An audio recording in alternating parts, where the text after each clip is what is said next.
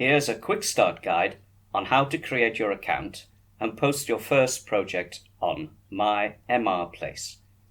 It's easy. On the home page, you first click on the Login Sign Up button. Next, you choose the New to myMRPlace and sign up. Here, you add your email address and read the user agreement and the terms and conditions. To proceed and accept, tick marks the box and click on Continue. Now, add your password and select this option to get suppliers on your projects. On this page, you fill in your details to create your profile. Don't worry, these details will not be visible to the suppliers and other buyers.